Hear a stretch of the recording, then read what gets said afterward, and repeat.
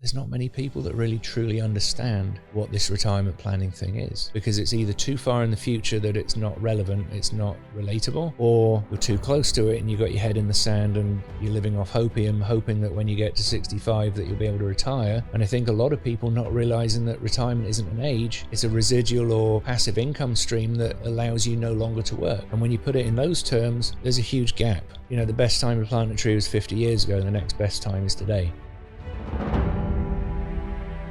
Hey everyone, it's Tamara Thompson with Broadcast Your Authority, and I'm super excited for my next guest, Trystan Trenberth. Thank you so much for joining me today. My pleasure. Thanks for having me today. I know, I actually came across you on Instagram, and we had some mutual connections too. And some people had said, hey, you know, he's a cool guy. Look into what he does. I saw that you do skydiving and other things like that too. But you also have Midlife to Millions programs. And I was like, oh, that's an interesting side. I always do a little research on what people are up to and how they help support people. But share a little bit about your backstory first. Like, how'd you get into here with us in Arizona? Because you're British, right? So you came over here at probably a certain time in life too. Yeah.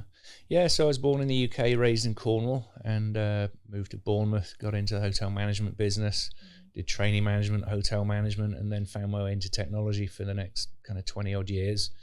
Found my way over here. I had a pen pal in the US, and we eventually got married and divorced in 2010. But I moved here in 2005, we had our first child, and since then, predominantly been here. Nice. So you, you do skydiving and you like golf. We talked about this off camera a little bit. So, but you also had like kind of a different shift in path of different things. Obviously you had like a career, and then it kind of became more of like an entrepreneurial path in ways. And a lot of people that we speak to on this show have more of that entrepreneurial journey. Yeah. Off camera, you had mentioned you read Rich Dad, Poor Dad back in like 2000, was it 19? 19, yeah. Yeah. And I think that book has been, it actually changed a lot of people's life, or the way they thought about things, or just trying to figure out different things in life. Could you share a little bit more on that journey? When you found that book, what did that do for you? I think I actually bought it in 2018, but it just sat on the shelf for a year. And then I feel like that happens. I can't remember what happened in 2019, but I was inspired to read it. And it was just a shift of understanding the difference between the definition of an asset versus a liability in a way that I hadn't been shown before. One of the key concepts from Kiyosaki is your house is not your greatest asset, it's a liability. And we'll come through life thinking that your house is going to be the most valuable thing that you own, or some sort of version of that. Such a different mindset. It really isn't. Yeah. There's a lot of influencers out there in the finance world, Dave Ramsey being one of them. I think all of them have got their place for different people at different times in their lives. Yeah. But some are dangerous if you stick with one too long, and don't have the open mind to actually evolve with both the economy, your economy, and also your evolution in mindset and understanding things, and continuously being educated and understanding things at deeper levels and in different ways. So did you get into things like real estate? Like, how did you start kind of evolving like more of like your path after that? Yeah, so Google's built on understanding more about us than we do. Yeah. So having read Rich Dad, Poor Dad, started Googling things, and then suddenly I spent several $1,000s on Rich Dad Education, which was licensed by Kiyosaki to a company that I don't believe exists anymore, and learn about some wholesaling, fix and flipping, some different concepts, foreclosures, that type of thing, and really took it on very easily, the information, particularly the creative finance side of things. In 2020, I did my first couple of wholesale deals. Don't consider myself a wholesaler and haven't been to date. But 2020, I then found a flip. Okay. So I brought it to somebody else that was in a community that I was part of. I brought the deal, he brought the funding, the GCs, and we split the deal. And now, probably 20 some flips down the road, 5 years later, I've learned a lot in that time. That's cool.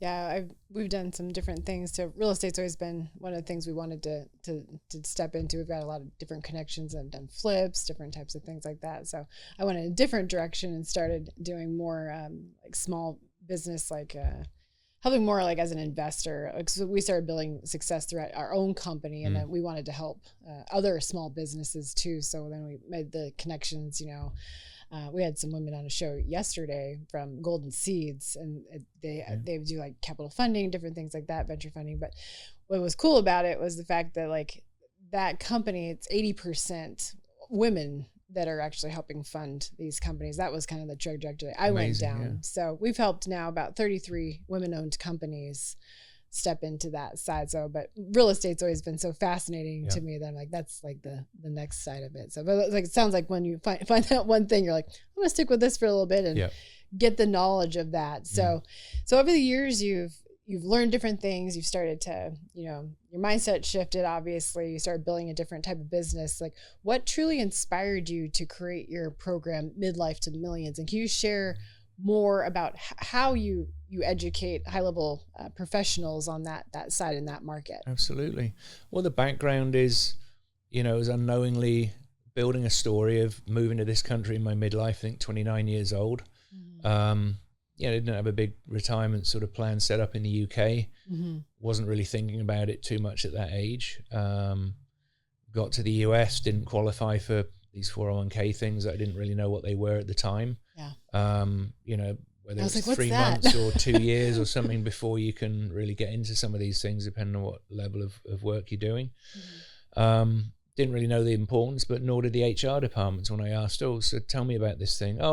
Everyone offers these things, you should take it on, but you don't qualify, kind of thing. So, there wasn't that ongoing education or contact with the employees to say what it was. And, 15 years later in 2019, after reading Rich Dad, Poor Dad, understand a lot more about how some of these financial vehicles work. Reading Tom Wheelwright's Tax-Free Wealth, which is another sort of book that I read sort of 6 or 8 months later. That was one of Kiyosaki's sort of CPA type tax planning partners at the time, I think still is, also based in town here, I think. Really understanding a different perspective on things and realizing at, at whatever age that was, 44, 45 years old, shit, I'm behind. Was my first concern.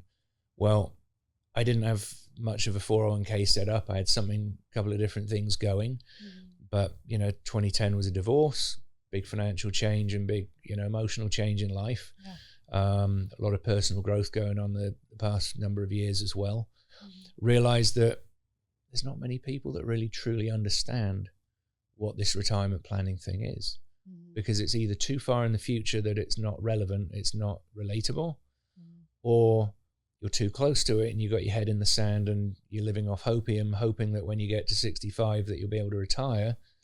And I think a lot of people not realizing that retirement isn't an age, it's a residual or passive income stream that really allows you no longer to work. And when you put it in those terms, there's a huge gap. So many of these people have got something. They're not really paying attention because they got the 401k, they went into work, they went into the portal, chose whatever mutual funds they're investing in. Maybe they're with Schwab or one of these other bank companies that take their money. Their whole philosophy is managing as much capital as possible to bring it into their company, set their fees and charges, make their mony. But it's not always in the best interest of the consumer. Consumer is paying gains, tax on their gains. Where if we look at a truly diverse income or truly diverse portfolio, we've got areas of active income that provide higher tax liability, but we've also got some passive investments that may and should, in many cases, offer offset to the gains. I wish more people would just like educate people. Just like even, we were talking about this in different conversation, but like even like how people, us going through like a normal education system growing up, like they teach you certain things that I feel like they should teach us things on how to get your first apartment, how to start, banking at a young age, how to start saving for retirement, all of those types of things. I don't feel like that is actually displayed in a way that's like valuable resources are taught to people in a way. And I think that's what's unique about this piece is like having the education piece. Cause I mean, I have conversations with people that are not entrepreneurial. Maybe they're individuals that have been blue collared their whole life. They work hard for they believe their mindset is I have to work hard for my money, but maybe they're not utilizing things, or they don't even are educated about the 401k and what it can do and different things like that. And I feel bad and sad for individuals that I feel like they're like, oh, I'm just going to live off my Social Security when I retire. Like, do we even know by the time they retire that that's even going to be there? And I feel sad because I talk to individuals sometimes where their mindset isn't quite clear there or educated.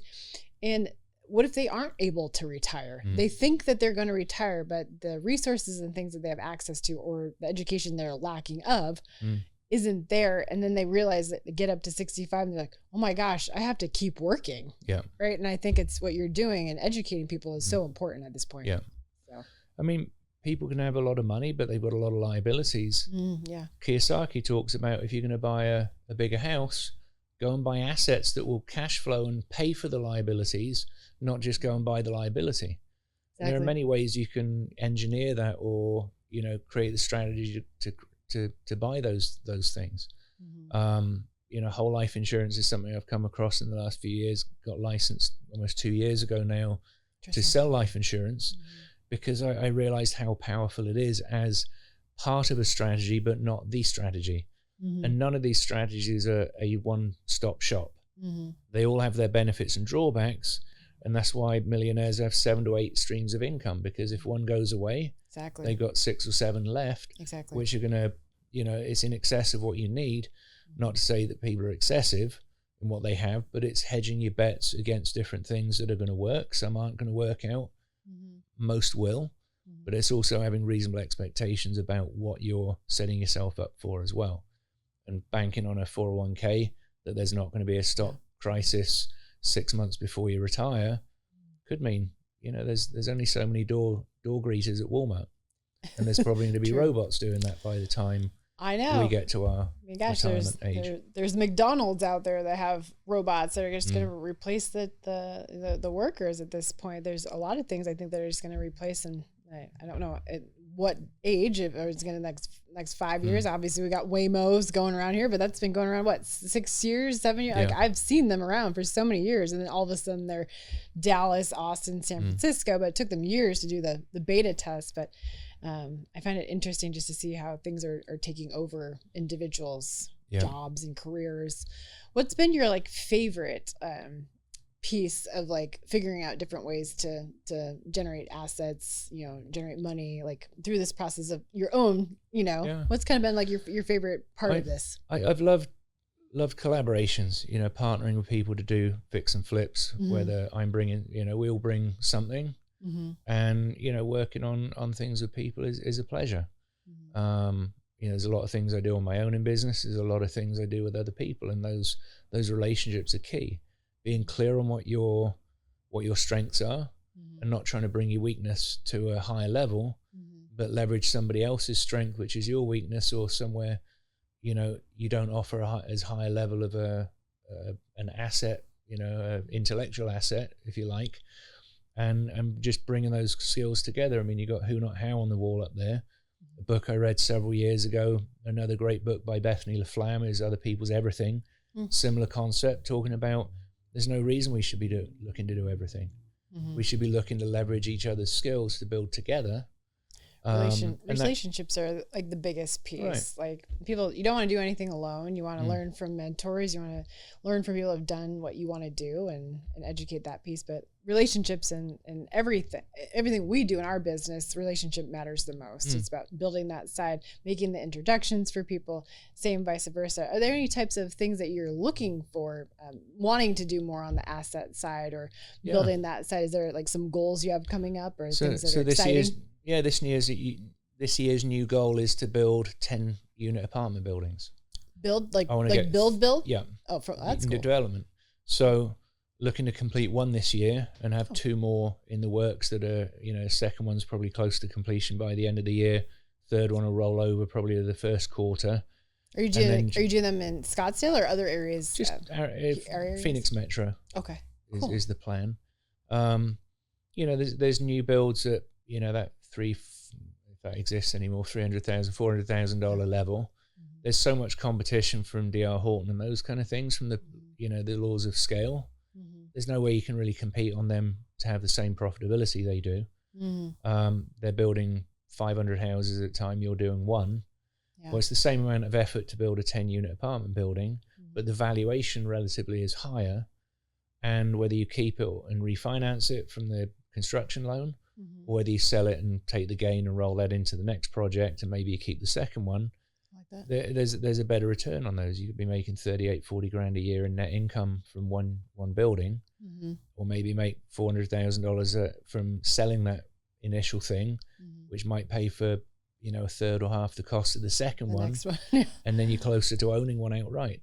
I think, you know, they say you can go somewhere fast alone, but you can go a long way together. You know, and the who not how. It doesn't mean you're partnering in an LLC with somebody necessarily, but you know, your fractional CMO work, you're outsourcing or delegating. Exactly. Now it's either hiring somebody in, or giving that job to somebody within your company, or finding somebody to do it internally, or finding somebody externally that you can give it to, that's their area of expertise, their zone of genius, you know, gap in the gain, and just getting the benefits of doing things with the right people that know the things you need, and bring them clearly something that they need from you.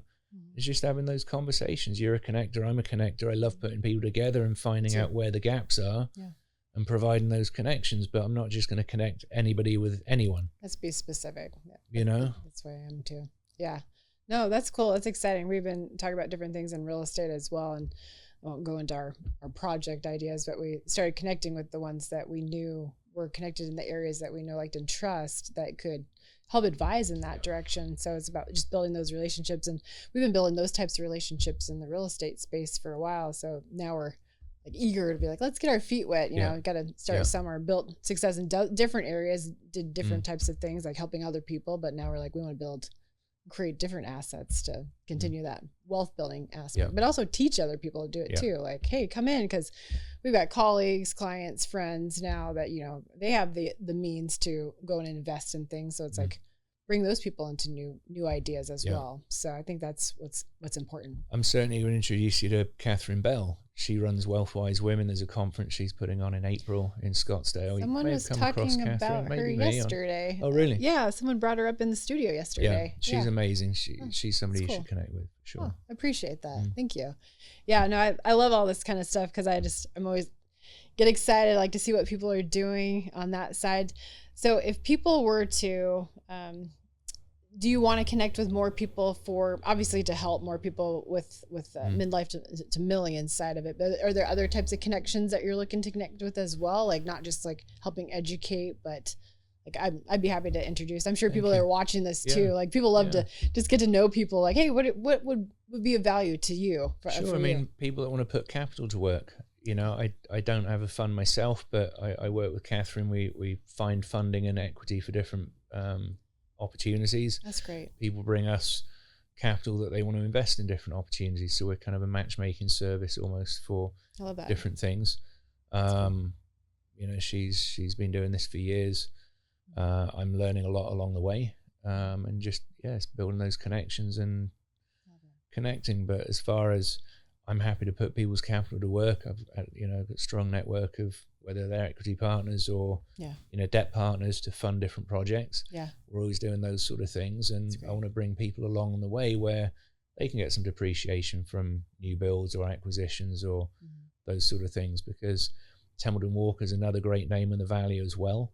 You know, he was having people kind of sponsor debt for him so that he'll go and refurbish a building with Airbnb. He'd have somebody apply for a loan in the partnership that they would create for holding the property. They would be buying it as a secondary property that was non-residential, but they would get better debt than they would from more other debt funding types. So they would get some depreciation on the thing, which would give them some of their return. They'd get some cash flow. He'd get another property to add to his portfolio. That's great. And they'd have an exit strategy planned out. I love that. Well, I'm grateful and glad that I reached out. I kind of found you on Instagram, and I was like, and I always feel called. So like, I'm going to connect with it. There's something always about somebody. I'm just like, I'm going to reach out and just, get to know them. So I'm grateful that you joined us today. I know you have a podcast. Could you share with our audience, like how they can connect with you, a little bit more about your programs? And just, again, grateful to have you here today. Thank you. So Birth to Net Worth, it's really the conversation of people's first memory with money. Because whatever we do first, whether it was our interaction with a dog that bit us, we're going to be scared that all dogs bite until we realize that not every dog bites. Same with money. My friend Mike that came on the podcast, his dad was an alcoholic. His first memory of money is his mum shouting at his dad because they couldn't pay the telephone bill or the electric bill. They feared the landlord coming around to collect rent. He was a bad guy because he wanted their money in his mind because it was a negative experience. He now owns hundreds of doors of multifamily real estate and is the landlord. He changed the money story. Yeah, he shifts from scarcity to abundance. Now he's providing housing for many people. Yeah. And the podcast is now focused on my client avatar for Midlife to Millions, which is somebody from 40 to 55 years old. Mm-hmm. Probably got a couple of kids that are leaving or left high school, maybe or finished college. Mm-hmm. They have a gap between where they think they're going to be for retirement and where they need to be. So it's really opening the blind spots for people and showing them. Kind of giving them enough time too before retirement, if they're like 40 to 50, like exactly. You have some time there to start building assets. We've got a runway of 15 to 20 years in their prime income earning period of their career, which is going to have the biggest shift for them. The best time to plant a tree was 50 years ago. The next best time is today. So we need to understand we're not necessarily behind. We've got time. It's just now putting that education and understanding what we're doing to use and taking our head out of the sand. The 401k example we talked about before we started. Most people just sign up for it. They select their mutual funds. They set it and forget it. But they're being charged 1% or 2% a year for fees. That's taken away from the compounding. And they don't realize that the money their company is putting in is a tax benefit for the company, and they're going to be paying the tax on that when they withdraw it. So there's other vehicles they can use like Roth IRAs, self-directed IRAs, to give them more flexibility on choosing what they invest in. Whole life insurance to be able to fund their own family in the future with a private banking setup effectively. And instead of borrowing from Chase and paying them interest, they can be paying their own future legacy interest and building that in a much more positive and strong way. Well, could you tell our audience how they could connect with you, either social media, website, podcast? Yeah. So everything's pretty consistent through social media. So it's at Trystan Trenberth on Instagram, YouTube. I think Facebook's the same. Birth to Net Worth. If you look on YouTube or Apple Podcasts, you'll find the podcast on there. And midlifetomillions.com is the landing page for the coaching platform. We've got some calculators that will give you a projection of where you are now to where you might be at the age of retirement and beyond. We've got several tools there. So yeah, just go to one of those places. You'll find me and you'll find some links to where we can interact if that's what you choose to do. I love it. Well, thank you for joining us today. And like you said, we'll have all the links in the description below, the show notes. Check it out. Connect with Trystan. Be sure to subscribe to Broadcast Your Authority on YouTube, Apple, Spotify, wherever you listen to your podcasts. Leave us a 5-star review. Leave us a comment. Let us know what kind of content you'd like to see from other female founders, as well as male founders, as well as entrepreneurs, business owners, investors, you name it. And we'll see you in the next episode.